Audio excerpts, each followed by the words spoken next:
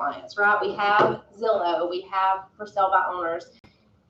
One of the biggest complaints that I've had about people, about realtors, is what are they doing? What are they adding value to us? Like what are they doing to earn those commissions? That's a lot of money that these sellers are paying for you, for your knowledge, for your value. Okay, so one way that you can add value is to know things that they don't know, right? Like have information that they don't have access to or that they don't know what it means. Homestead and property taxes is a great way to add value because a lot of people don't understand how it works. If you're not in real estate, if you're not dealing with it, you pay your taxes once a year, or your mortgage pays your taxes and you never think about it again. You don't know how it works. And so during the closing, that's a way that you can add value, is knowing how it works and what goes on. Okay, so the taxes in Jefferson County are classified Class 1 or Class 2, whether it is your primary residence and you occupy the home or not. So it's Class 2 if it's a homestead property. If it is a homestead property, you are going to be assessed at 10%. I'm sorry. Class 1 is a homestead property. You're going to be assessed at 10% of the fair market value of the property.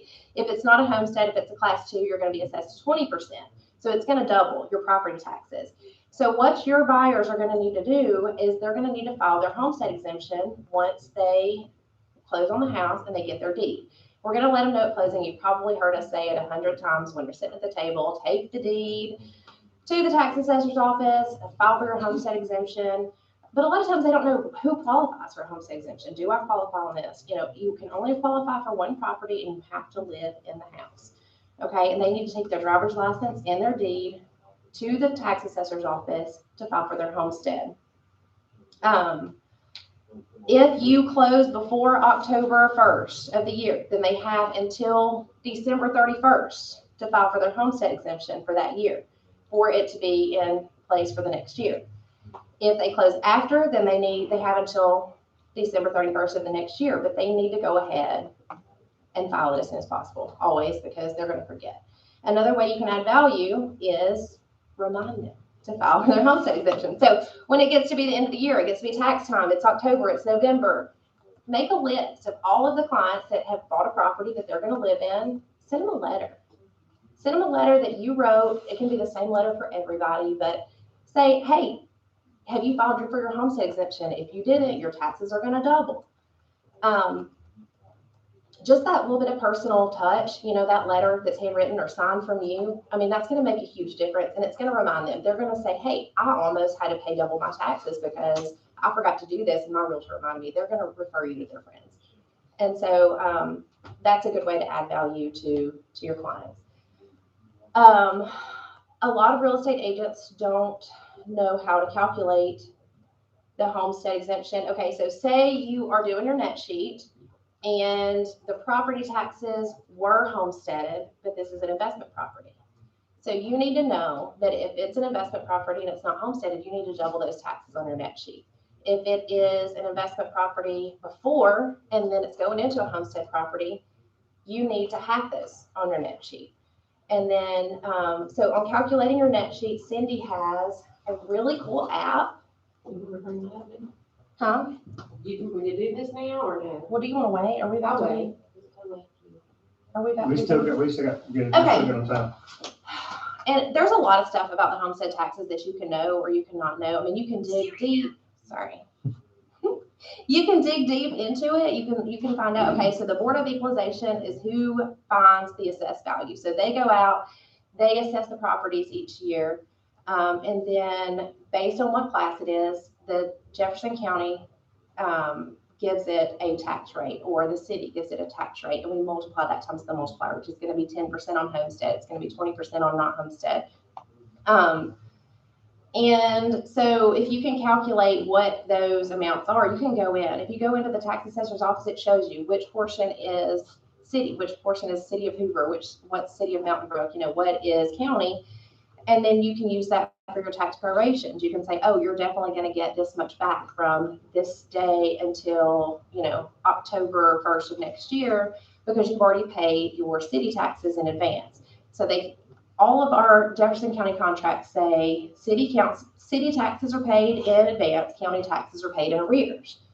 So when we do those proration calculations, we are looking at it and we're going in and we're picking out, okay, they paid 300 towards city, they paid 400 towards county. So those sellers are going to get a credit for the city taxes that they've already paid in advance.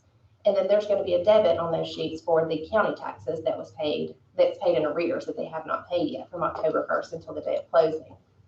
And so you can always use, you can dig as deep as you want to in there. You can use, practical applications. You can get, there are so many resources on the taxes that you can go in. If you can call me, you can email me, you can ask me questions. I'm going to give you all one of my cards today. If y'all have a question, you can just email me and say, hey, I have a question about property taxes. I have a question about the homestead exemption. Do these people qualify for a homestead exemption? And I'll help you. But knowing that information and being able to share that with your buyers and with your sellers is going to make you stand out, because a lot of people don't know. They're not familiar. And I had, when I went to school, I took extra classes to get an LLM in tax, which not property taxes, but like tax, right? So I took all these extra classes, did all this extra stuff. Well, all these classes that I took, they were all geared towards like estate tax. So I did a lot of estate planning stuff, estate tax. Does anybody know how much money has to be in an estate before you pay estate taxes? 10 million?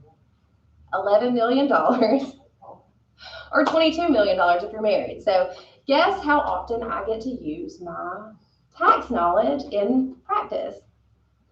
Zero. Never. Okay, so I do get to do estate planning stuff sometimes, but I don't get to use that tax knowledge that much. So when I first started practicing, I went to an attorney in Gadsden. I'm from Gadsden. It's a really small town. There's one other LLM tax attorney in the whole place. I go to him and I'm like, I want to use this tax information, or I want to be able to, tell people, hey, I'm an expert at tax. I know about it. I was like, I feel like I don't know anything about tax. And I swear to y'all, he looked me in the eye. He sat down. He said, Morgan, you're a smart girl. You'll figure it out. He said, you don't have to know everything about tax. You just have to know more than the person sitting across the table from you.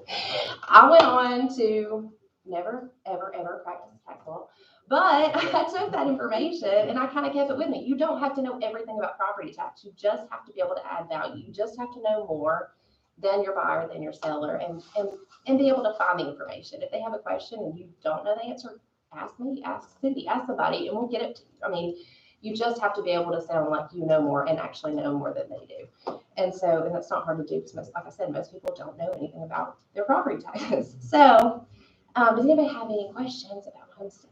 I have a question. Yes. So homesteads do not change until October 1st. So if you buy a property that's not homesteaded, you're stuck with that tax until October 1st. Is that correct? Until October 1st of the next year. Yeah. Okay. So if you have a property that's not homesteaded, try to close before the 1st of October, because it's you'll have it. It won't be homesteaded until the next year. Okay. But isn't that something that they can negotiate a contract to sell or buy? Yes. So a lot of times. Taxes if we close before this date, and you pay taxes if we close after.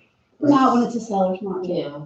It can be negotiated. So you can say, okay, seller, this is an investment property for you. I want you to pay whatever amount would be your portion over and above the homestead allowance. And before this market, it would have been negotiated in, but it's hard to do right now. And it can be done. But it does not change until. It won't change until they assess it in their name. Okay. When you get the tax note, isn't it always a good idea if you see a sharp increase to, you file the paper and you say, hey, I don't think this is our challenge. Yes, you can challenge it with the tax assessor's office.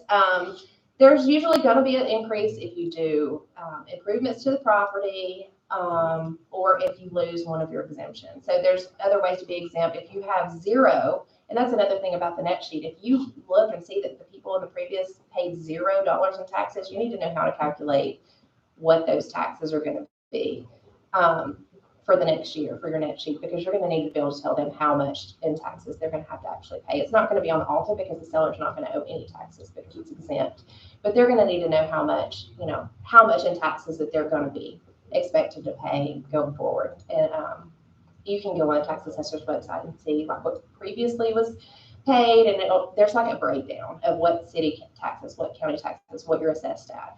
And you can use that to calculate it as well. And if anybody needs any help with the tax assessor's website or calculating that, you guys can give me a call, and I'll be happy to have a private session just explaining and going over any of that with you. Anybody else? I guess I sort of have a question. Yes.